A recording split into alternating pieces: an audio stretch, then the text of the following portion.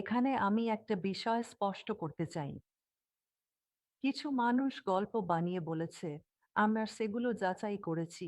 তারা বলেছে যে লোকজন এটা সম্পর্কে জানতো আর এটা নাকি একসময় মাটির নিচ থেকে বেরিয়ে এসেছিল।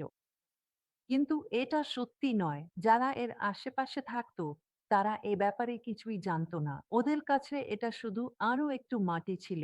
ঠিক আছে, এখন ১৯৭৭ সালে অবশেষে রন প্রস্তুত হয়েছিলেন।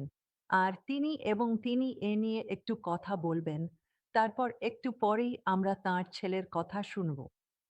১৯৭৭ সালে আমি প্রায় $2.0 জমিয়েছিলাম, আর আমি পত্রিকায় একটা বিজ্ঞাপন দেখেছিলাম যেখানে তুরস্কে যাওয়ার জন্য একটি চার্টার ফ্লাইটের কথা বলা হয়েছিল।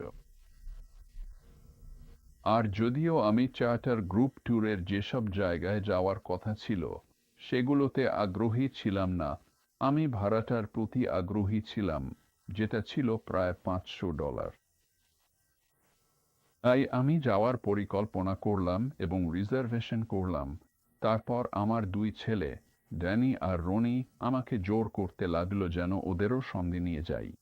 আমরা প্রথম যখন যেতে চেয়েছিলাম, তিনি আমাদের যেতে দিতে চাননি। তিনি একাই যেতে চেয়েছিলেন।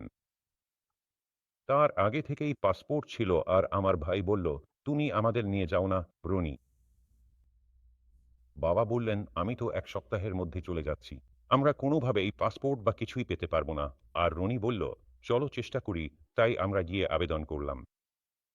আমরা আমাদের হাতে বেশি সময় ছিল না, তাই যাওয়ার আগের দিন আমরা সব ব্যাগ, সব জিনিসপত্র গুছিয়ে প্রস্তুত করে রাখলাম। যদি দরকার হয় সেই ভেবে, কারণ আমরা জানতাম যদি আমরা পাসপোর্ট পাই তাহলে সম্ভবত ওই দিনই পাব, না হলে আর পাব না। তাই আমরা প্রস্তুত ছিলাম। আর প্রায় 11টা নাগাদ সেদিন ডাক এল। আর সেখানেই ছিল আমাদের পাসপোর্ট। তাদের পাওয়ার পর আমাদের হাতে এয়ারপোর্টে পৌঁছানোর জন্য 1.5 ঘন্টার মতো সময় ছিল। কিন্তু আমরা তো সব প্রস্তুত রেখেছিলাম, তাই সোজা বেরিয়ে পড়লাম। বুঝতেই পারছো, তাই এটা নিজেই এক ধরনের অলৌকিক ঘটনা ছিল যে আমি আর আমার ভাই প্লেনে উঠতে পারলাম।